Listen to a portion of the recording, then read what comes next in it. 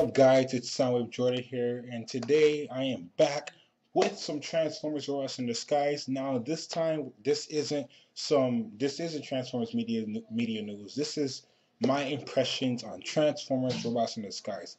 Now, if most of you don't know, I have been following Transformers Robots in Disguise for a while now. I did about 20 episodes of Transformers media news, and majority of the episodes has been mainly on Robots in Disguise, considering that the new show was right around the corner. And, this is Hasbro's big plan for the Transformers TV show.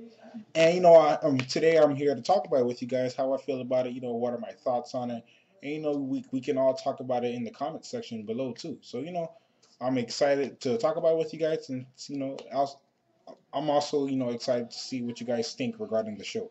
But before I go on with my impressions slash review on it, I want to do a quick recap of what's been going on TFW 2005 this whole week. So let's go. Okay, sorry for the little noise in the background. This camera is extremely sensitive. But we're gonna start off from the back area, not back area, but the news. There we go. All right, so we're gonna start off with this. Robots in Disguise is available on iTunes for those who don't know. Now, I read this article already, and for people that do not know, you guys can download the first episode of Transformers Robots in Disguise on iTunes for free. You can download it for free right now if you guys have an iTunes account and you guys don't have cable or anything like that. You guys could download the first episode. However, the second episode is $2.99. So that's a little bit unfortunate, but I'm pretty sure you guys can try to find it somewhere online. But yeah. That's all I really have to say regarding available on iTunes. I'm just going to continue going up now. Rescue Bots Season 3 Episode 18 description. You guys can check that out if you want. We're just doing a recap of what's been going on in TFW 2005, not necessarily specifically Robots in Disguise. Age of Extinction is 2014's most valuable blockbuster. Love them or hate them, the Transformers live-action films directed by Michael Bay bring in the money. In a report by Deadline, the fourth installment of the live-action series, Age of Extinction, netted a profit of $250.2 million. That's not total revenue, which was 1.09 billion. That's an extra 250 million in pockets of Paramount. So yeah, that's really good. Transformers 4 was my favorite movie of 2014. I am biased. Wait, did I even use that? I think I used that properly, but I am biased because you guys know Transformers is my favorite franchise, so I don't care. That's my favorite movie. That's my favorite movie. I think it's the best movie, but that's besides the point. That's just me, because yeah, let's go. So yeah, that's freaking awesome. Transformers Robots in Disguise at the Children's Museum of Indianapolis press release. We received the press release for the Transformers Robots in Disguise exhibit at the Children's Museum of Indianapolis. The press release also came with a small video showcase which you can find at the exhibit.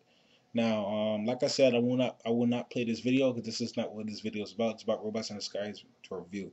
So, you guys could check this out. I will leave the link to TFW 2005 in the description. Hasbro applies for a Transformers beverage trademark. Now, this is kind of interesting. The fact that they're actually trying to do this, it's really sparked my attention right here. So, like I said, I'm not going into the article, but I'm going to leave the website in the description. So that's pretty nice to hear. Anything else regarding? Oh yeah, I definitely want to click this. I definitely want to click this. Now, for those who do not know, Netflix was going to be taking off a whole bunch of shows, including Transformers Prime and Rescue Bots. But it seems Hasbro and Netflix have agreed on terms to keep Transformers streaming. According to USA Today, Hasbro and Netflix have agreed on terms that will keep Transformers Prime and Transformers Rescue Bots available through their online streaming services for the foreseeable future. All Hasbro properties were originally scheduled to be pulled from Netflix back in February, but weren't, as the two parties attempted to reach an agreement. Fortunately for Transformers fans, with this new deal, we can continue to enjoy our favorite shows anywhere on our devices. So, that's freaking awesome, guys. Transformers Prime is my favorite Transformers show of all time. It's awesome. Everything was dark. It was just, I missed that show. And the fact they're gonna have it on the fact they're gonna have it on Netflix and continue keeping it on Netflix now tells me that if there's a time where I just want to go on Netflix and just check it out and just watch my favorite episode or watch some cool HD fight scenes, now I know where to go. But yeah, guys, Transformers Prime is staying on Netflix, and for those who do not know, For those who didn't watch Transformers Prime and never watched Transformers Prime, an emphasis on I highly recommend that you guys watch Transformers Prime. Rescue Bots, I heard it's a good show, but I didn't watch it. I stuck more to Transformers Prime. But yeah, guys, Transformers Prime. I'm glad that it's staying on Netflix. But is that it? The little recap. Yeah, that's about the recap, guys. I think that's it. Yep, that's it. Let's get on with Transformers Robots in Disguise. Now, Robots in Disguise. This show right here. Yeah. Now, at first, I was a little bit skeptical about it. I was saying to myself whether if it's gonna be good, whether it's gonna be. I didn't like. At first, I didn't like how the. Well, I'm so sorry about the audio in the background. But at first, I didn't like the kid-friendly approach that they were going to because, like I said, I was a fan of Transformers Prime, and I love the dark tone they had for it because people. I'm not trying to sound gruesome or evil or anything, but Transformers and people actually died in the show, and most mature Transformers most mature Transformers fans really wanted that, considering the fact that in G1 and some other shows, people wouldn't always die. They'll get hurt a couple times. They'll get shot by many different guns. They'll still end up being alive. But there are some other few Transformers shows that actually let characters die off, and I like that because it just goes to show you that this is a war, and which goes to the point. It just goes to show you that this is a war, it's serious. But with Robots in the Skies, when they were saying that they're going towards the kid-friendly approach, I was like, oh, I'm not so sure. So I walked into the show. I started watching the show a bit skeptical. I wasn't ready, or I wasn't aware of what was going to be premiering because I was like saying to myself, I don't know how the show's going to be. But after watching episodes 1 and 2, I must say that Hasbro they did a solid job on it. They did a pretty a solid job on it.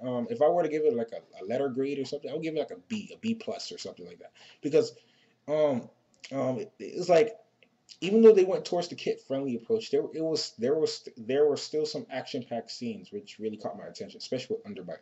Underbite, first of all, I never even heard of him, so like as much of a Transformers fan I am, I don't know all the Transformers, but Underbite, I never heard of him, and just to see him in the Robots in the Sky. Oh my gosh, I'm sorry, but to see him in the Robots in the Skies universe like that, it was a pretty interesting. It was a pretty interesting. Was a pretty interesting villain. With the whole setting, with the ship crashing and all that type of stuff. Just how everything was, and how Bumblebee he needs to be the leader of a new team. Because for those who do not know, spoiler alert, by the way, apparently this show takes place after Transformers Prime, after the events of Predacons Rising, the movie, and Bumblebee is the new leader of, people recognize him because he used to fight side by side as Optimus. And, this takes place after Transformers Prime. So, they have a whole bunch, like knickknacks saying that, oh my gosh, you worked with Optimus Prime. And, Bumblebee, he's familiar with Earth. While the other robots such as Sideswipe and Strongarm, and they're not really familiar with Earth because, they've never been to Earth, man. And, like I said, I would say that Hasbro, they did a pretty solid job on the storyline, and some of the jokes were a little quirky. I'm not gonna be honest. I was like, I was like saying to myself, oh come on, Hasbro. But some of the jokes were a little bit quirky. But it's still it's a kid friendly show. So I understand why Hasbro put that type of stuff in. But regarding the action scenes and some of the storyline too, like I said, they did a really good job on it too. There are also some things. Spoiler alert once again.